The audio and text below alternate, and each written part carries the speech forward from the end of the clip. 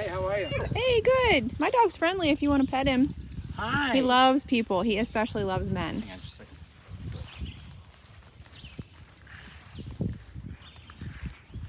Hey, can you speak for Dad? Yes, that's a good boy. Give me one more. Hey, go, come on. Give me one more. Reggie. Yes. Yes. That's my guy. That's my guy. Yes, he is. He's a good boy. We need to get harnesses for our dogs. We really do. Oh, can I see something up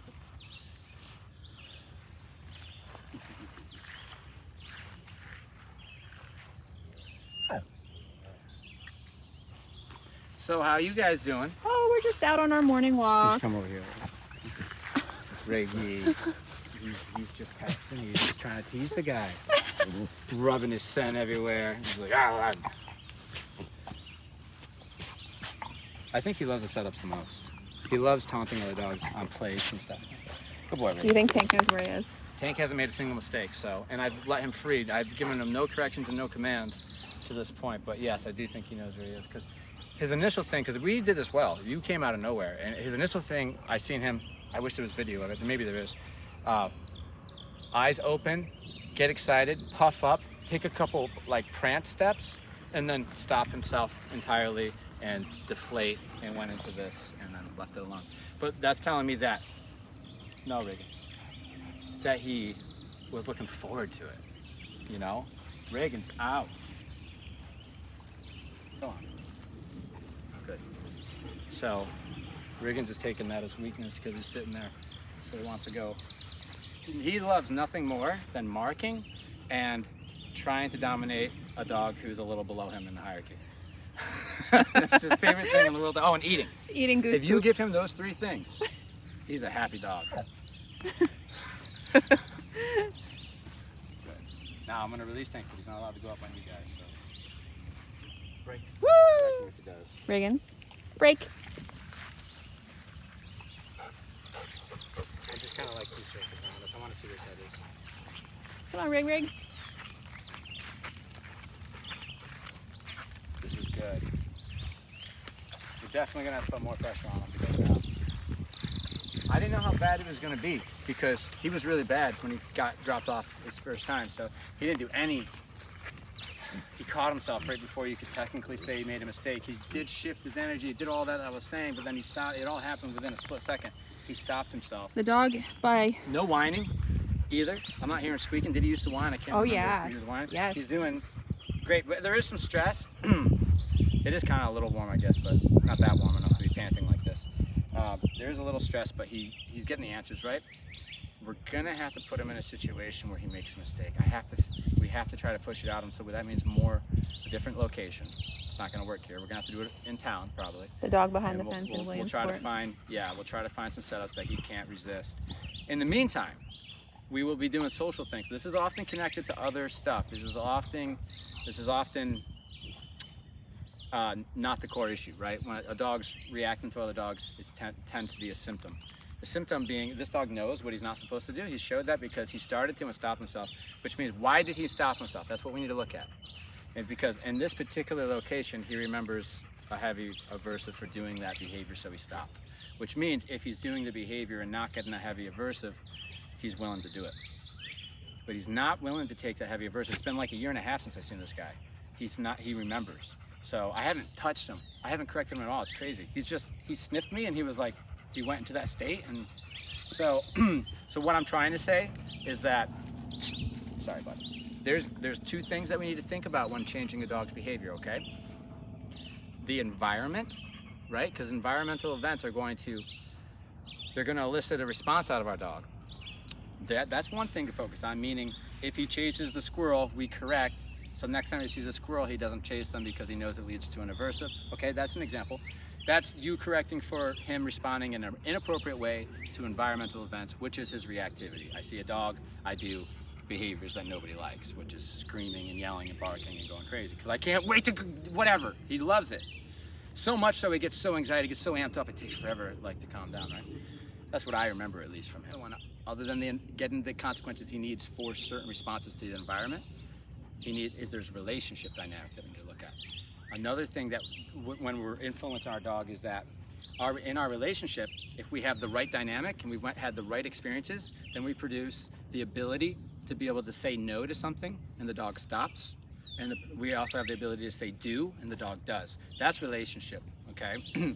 How that works is if I say no to something, the dog continues, and then there's an aversive, the sound of my voice will be relevant and tied to that aversive. And he will actually learn that the sound of my voice, when I say no, if you don't stop, there'll be an aversive, which makes a dog comply. They stop, they listen, they escape the aversive. That makes you relevant. But that doesn't just go for no, that goes for all your interactions, even the small ones when he's out of command and he's getting loving and you're like, okay, I'm done, but then he continues to try to get it. Leaders don't let that happen. And don't look at me as a leader. Well, you can look at me as an example, but look at how other dogs who are higher up on the hierarchy within the pack, how they treat a dog for treating them that way. Meaning if a puppy or if a younger dog or any dog is trying to elicit play from a high-ranking member of the pack and that member is not into it, they're going to correct it. You see puppies get in trouble all the time. They're pestering the older dog, they get a little snap, right? Those moments, if we don't correct them, it signals to the dog that they have a higher status, right, than us, okay? So it confuses the dog. Especially if you have other areas where you're like, no, I'm higher ranking, and I call the shots, you call the shots. What ends up happening is he's like, well, sometimes I call the shots, sometimes you call the shots. So therefore the dog feels equal to you. They don't necessarily always feel above you. That's worst case scenario. But they don't feel necessarily really behind you and they have to listen to everything you say. They feel like there are moments where they can kind of chime in, and that creates almost an equaling out where you guys both have equal say in certain situations, like the dog barking. I don't even know if he hears you if you're telling him to stop or how he's responding. But all I need to know is that he didn't do it here, which says something, okay? It says something. It says something good. It says that it's possible. So we're going to have to go somewhere and set it up in a more real situation with heavier kind of pressure with a dog behind a fence. It's safe that way, but I know that he has trouble with dogs behind fences because he wants to go. This guy's the same way. He used to be. They want to go and do it, right? So good stuff from him. I can't correct him right now because he's just not doing anything wrong. He's doing perfection. So we're going to try to get it. I do believe that it's happening. I totally understand that it's happening. I think it comes down to something that needs to be tweaked with the way he looks at you. That's the relationship. That relationship dynamic needs to be tightened a little bit. So he needs to go a little further back. I think he feels a little too close to equal. And we see this with a lot of dogs who get a lot of involvement in the human's life. They tend to, especially if these certain interactions lead them to believe that the owner's soft in certain ways, we tend to get a dog that'll push or just not quite listen fully, which is a dog who's not a full follower. They might give you 75%, but you want 100, right? Here's another thing you need to know. I like this dog. He's come a long ways. He hasn't made a noise, which I'm surprised. I'm waiting for him to whine. If he doesn't whine, he's got an A+ in my book, okay? So, what? Interesting thing. At the drop-off, he was whining in the owner's car because she had him in a down. Right. Right? And he clearly wanted to break. Right. Okay? She kept saying no down, no down. He kept whining. Okay. Got him in my car. Didn't whine. Did not whine. So your car has had probably less corrections, but firmer. Yes. You know what I mean? Yes. Because you set it up where, okay, we're working on it. We're not just living it, we're working on his behavior, which is how we recommend a dog going home, which we'll get into in another video. Later on down the road, I'll tell you how to live with him to get the best out of him, and then how to integrate him from that into your life so that you can keep all the good stuff and get rid of all the bad stuff that you want. And what I want you to know about all dogs is that this is managed. My position as a leader is managed. It's not just permanent because I got it one day. My dogs will test me ever so often, and if my response just isn't up to par a handful of times in a row, it's all it takes for a dog to slip. We call it slipping, means like technically I'm kind of slipping, and the dog's just elevating. Meaning they see holes in my leadership, which means they have opportunity. What opportunity? To respond how they choose. That's what this is all about. Who gets to decide how to respond to things? That's what it's all about. And to me, in my opinion, as a dog owner and somebody who helps dog owners, I feel like the trade, very fair trade in my belief, is that, dog, I give you love, a home, a family, a bed, food, care. All I want from you in return is that you listen to me. Does that sound like a fair trade? Yes. So that means, what is listening? I say do, you do. I say don't, you don't. Okay, a lot of dogs don't want to give that up. They want to have all the luxuries that you're offering, plus being able to choose themselves how to respond. Now, dogs are capable, this is why they're beautiful, they're capable to submitting to a member in the pack, which means they allow that member to choose. They allow that member to say how to do something, when to do it, how to do it, how much energy, when to leave. And the cool part is they can treat a human like that too. But if we don't know how to be a leader, and we don't see the early warning signs that our dog's being disrespectful in the dog world, in the natural world, but we don't see it, we see it as cute, we are reinforcing small portions of that brattiness and that entitlement and that independence of, I am equal to you, I'm not your follower, I'm your friend, right? And then we get into that territory where it's like, well mama, please, it's me. And then that's where you get the dog who just, he'll be good, he likes you, so he'll give you 75%, which means I'll do most of everything you want, but there's a few things that I really want to do, and I'm gonna do them anyway. Because you love me, and I know you're gonna love me anyway, right? So now we got more of a friend than we do a follower, which it's just the truth of it is, the fallout is, the pros is you get to have all these experiences that maybe I don't get to have, where I don't have to kind of call my dog out for some rude behaviors, I get to just kind of let it go. But then what you lose is you get like 75% of a follower than 100, right? You're making that trade to get those moments that make you feel good. You're trading that for control, trading comfort for control, okay? And I'm not willing to do that. I want all the control, and then I'll get my comforts after I have control. I won't, if I see I have lack of control, I'm not concerned about laying on the couch with my dog. I'm concerned about getting control. And that's my personality type, and it's also my job. So that's where we got to work. We got to work on our relationship so that he's more likely to listen to us when we don't like something, to do something that we do. We have to work on that. We also have to work on the environmental events that he responds to poorly. Main one is leash reactivity. He sees the dog, he does this. What he needs to learn from the environment is that when he does that, there's an aversive that he absolutely wants to avoid. Once he learns that, he's proven that he will stop. Now, generalizing it, okay? He's gonna generalize it with me. He did it before, he'll do it again, where he says to himself, okay, it's not just this field where I can't react at dogs, it's everywhere that I'm with this guy. And that's the best I can do. And then I can do it, transfer it to you, where it's like, okay, my mom won't allow this to happen either, so now I'm doing it the same. But if things are slipping as time goes on, he sees that maybe I can try it again. And if he tries it again and he doesn't feel like the aversive outweighs the pleasure, meaning I did get an aversive and it sucked, but it was worth it, right? Like sneaking out to a party, coming home and getting grounded, but it was worth it because you went to the party, I'm gonna keep doing it, right? It has to be something that was like, that wasn't worth it. That was not worth it, right? First of all, the easiest way to do that is to make the party the consequence. If the dog's the party and the dog wants to, oh, look at that party, I wanna go over there, I'm going over there. It's like, I'm not gonna sit here and say, don't go over there, don't go over there, don't go over there.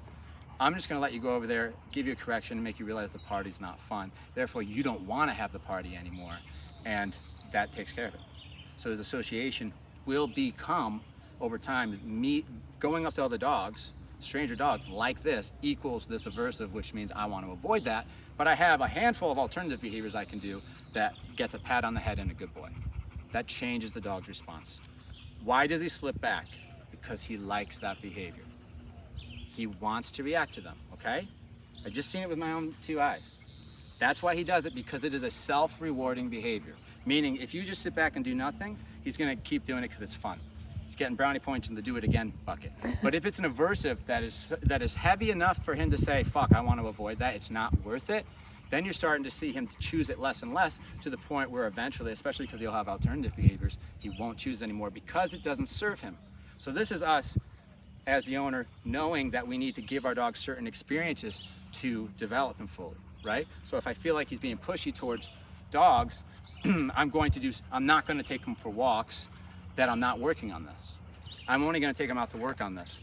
to get rid of it. And that means I'm going to have setups just like we're doing here. We're going to go for a walk, and I'm going to have a couple friends help me out and walk my dogs so that you can choose how to react. And I'll give you the aversive for the thing I don't like, which is reacting to them. And we'll keep we'll keep resetting this experience until you're not reacting anymore. You get a couple good pass-bys, goodbye, good boy, and then we'll go away and do it again next time we come out. And we'll just do that until now when you see these dogs, you're like, I'm not going up on them.